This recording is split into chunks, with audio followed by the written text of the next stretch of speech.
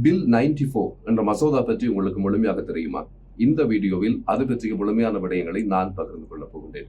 மொன்றியலில் இப்போது பேசுபொருளாக இருக்கின்ற விடயம் இந்த பில் 94 அப்படின்னு சொல்லப்படுகின்ற ஒரு விடயம்.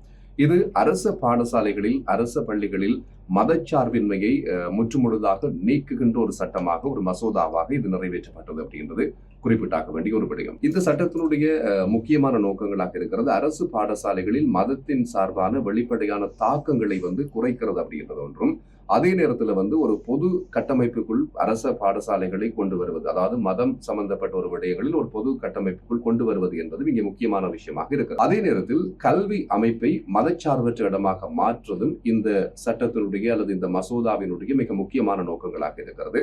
இந்த மசோதாவை 2025 ஆண்டு மார்ச் மாதம் கல்வி அமைச்சராக இருந்த பெர்னார்ட் ட்ரைன்வில்லி அவர்கள் அறிமுகப்படுத்தியிருந்தார்.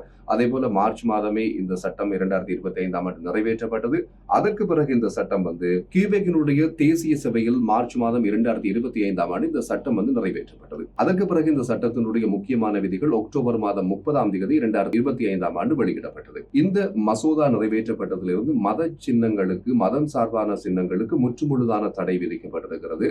பொதுவாக பார்த்தோம் சொன்னால் ஒரு சிலுவையை அணிந்து வரக்கூடாது அரசு பாடசாலைகளில் படிக்கின்றவர்களாக இருந்தாலும் சரி, அதே நேரத்தில் அங்கு பணிபுரிகின்ற உத்தியோகஸ்தர்களாக இருந்தாலும் சரி, அதே போல ஹிஜாப் அணிந்து வரக்கூடாது அப்படின்ற ஒரு விஷயம், அதே போல துர்பான், கிஃபா அப்படின்னு சொல்லப்படுகின்ற உடைகளை வெளிப்படுத்தக்கூடாது, பாடசாலைகளில் வருகின்ற பொழுது அணியக்கூடாது அப்படின்றது மிக முக்கியமாக இங்கே சொல்லப்பட்ட விஷயங்களாக இருக்கிறது. இதே நேரத்தில் முகத்தினை முழுமையாக மூடுவதற்கும் அங்கே கட்டுப்பாடுகள் விதிக்கப்பட்டது. பாடசாலையில் படிக்கின்ற மாணவர்கள், அதே போல பணிபுரிகின்ற ஊழியர்கள் முற்றுமுழுதாக அவர்களுடைய முகம் வெளியாக தெரிய வேண்டும் அப்படின்ற ஒரு கட்டமும் இந்த மசோதாக்குள்ளே உள்வாங்கப்பட்டது.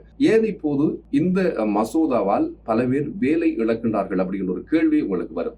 ஏனென்றால் அந்த கேள்விக்கான பதில் தான் இது. பல பேர் தங்களுடைய மத அடையாளங்களை விட்டுக் கொடுப்பதற்கு தயாரில்லை. இப்போது அரசு பாடசாலைகளில் வருகின்ற பொழுது நான் ஹிஜாப் அணிந்துதான் வருவேன், அதே போல சிலுவையை நான் அணிந்துதான் வருவேன் அப்படின்னு சொல்லுகின்ற கட்டத்திலே அந்த ஊழியர்கள் பணி நீக்கம் செய்யப்படுவதற்கான வாய்ப்பும், அல்லது நீங்க கட்டாய விடுமுறை எடுத்துக்கொண்டு போகலாம், அல்லது அவர்கள் ராஜினாமா செய்துவிட்டு போகலாம் என்ற ஒரு நிலை ஏற்பட்டிருக்கிறது.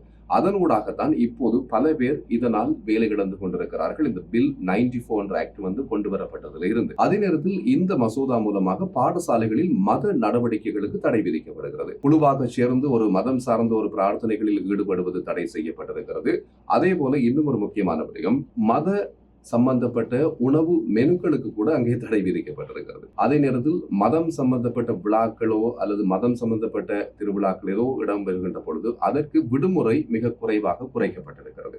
ஆகவே இதெல்லாமே இந்த 94 என்ற அந்த ஆக்டின் ஊடாகத்தான் கொண்டு வரப்பட்டிருக்கிறது. பில் 21 என்ற ஒன்று ஏற்கனவே 2019 ஆண்டிலிருந்து அமலுக்கு வந்தது. ஆனால் அதை கொஞ்சம் விரிவாக்கி அதற்குள்ள இன்னும் பல விஷயங்களை உள்வாங்கித்தான் இந்த பில் 94 என்றதை இவர்கள் அறிமுகப்படுத்தியிருந்தார்கள் அப்படின்னு சொல்லலாம். ஆகவே பில் 21 ஏற்படுத்திய தாக்கங்களை விட இந்த பில் 94 என்றது அதிகப்படியான தாக்கங்களை ஏற்படுத்தி இருக்கிறது அப்படின்றது இப்போது அவதானிக்கக்கூடியதாக இருக்கிறது. இப்போது இந்த சட்டம் பேசுபொருளாக மாறியதிலிருந்து பல பேர் இப்ப மனித உரிமை அமைப்புகள் ஒரு விடயத்தை சொல்லுகின்றார்கள். மதம் சம்பந்தப்பட்ட ஒரு சுதந்திரம், மத சுதந்திரம் என்பது கியூபெக்கை பொறுத்த வரைக்கும் பறிக்கப்படுகிறது. அரசு பாடசாலைகளில் இது பறிக்கப்பட்டிருக்கிறது. ஆகவே இது தொடர்பான வழக்குகளை தொடுக்குவதற்கும் பல பேர் இப்போது தயார் நிலையில் இருக்கின்றார்கள். சில வழக்குகள் இப்போது தொடுக்கப்பட்டதாக கூட அறிய முடிகிறது. கியூபெக் அரசாங்கம் இந்த மசோதா பற்றி ஒரு விடயத்தை அவர்களுடைய பக்கத்திலே விளக்கத்தை கொடுக்கிறார்கள். எப்படி அப்படின்னு சொன்னால், அரசு நிறுவனம் மதச்சார்பற்றதாக இருக்க வேண்டும். அதே நேரத்தில் மாணவர்களுக்கு நடுநிலை சூழல் என்றது தேவை. அதே போல பெண்கள், ஆண்கள் சமத்துவம் பாதுகாக்கப்பட வேண்டும் அப்படின்னு சொல்லி இந்த பில் 94 தொடர்பான கேள்விகளுக்கு கியூபெக் அரசு தன்னுடைய விளக்கத்தை சொல்லி இருக்கிறது. ஆகவே இதற்குள்ளே மனித உரிமை அமைப்புகள் சொல்லி இருக்கின்ற விஷயங்கள் என்ன அப்படின்னு சொன்னால், மத சுதந்திரம் ஒன்று பாதிக்கப்படுகிறது, அது ஒரு விஷயம். அதே போல சிறுபான்மையினருடைய வேலை வாய்ப்பு குறைக்கப்படுகிறது. குறிப்பாக முஸ்லிம் பெண்கள் அதிகமாக இதிலே பாதிக்கப்படுகின்றார்கள் ஒரு விடயத்தினை சொல்லி இருக்கின்றார்கள். ஆகவே இந்த பில் 94 இப்போது ஏன் நடைமுறையில் அதிகமாக, ஏற்கனவே நடைமுறைக்கு வந்துட்டு, ஆனால் இப்போது அதிகமாக பேசுபொருளாக மாறி இருந்தது சொன்னால், முற்றுமுழுதான அதனுடைய விதிகள் இப்போது நடைமுறைக்கு வந்திருக்கிறது. அதிகமானவர்கள் வேலை இழக்கப்பட்டு கொண்டிருக்கிறார்கள், வேலை இழந்து கொண்டிருக்கிறார்கள். இதனாலே இந்த பில் 94 அப்படின்றது பேசுபொருளாக மாறி இருக்கின்ற ஒரு விடயமாக இருக்கிறது. ஒவ்வொரு நாடும் ஒவ்வொரு சட்டங்களை வைத்திருக்கின்றார்கள். ஆனால் இந்த மத சட்டம் அரச பாடசாலைகளில் கொண்டு வரப்பட்டது. இதற்கு பல தரப்பினரும் கியூபெக்கை பொறுத்த வரைக்கும் பெரும் எதிர்ப்பினை வெளியிட்டுக் கொண்டிருக்கிறார்கள். மத சுதந்திரம் எங்கே? மத சுதந்திரம் பறிக்கப்பட்டு விட்டது, நாங்கள் என்ன செய்வோம் அப்படின்ற கேள்விகளோடு இப்போது பல பேர் வேலைகளை இழந்து கொண்டும் அதே நேரத்தில் அடுத்தடுத்த நடவடிக்கைகள் எப்படி நகரப்போகிறது என்ற கேள்விகளோடும் தொடர்வதாக இருக்கிறது. இதுதான் இந்த பில் 94 என்ற இந்த மசோதாவினுடைய முக்கியமான சில விஷயங்கள்.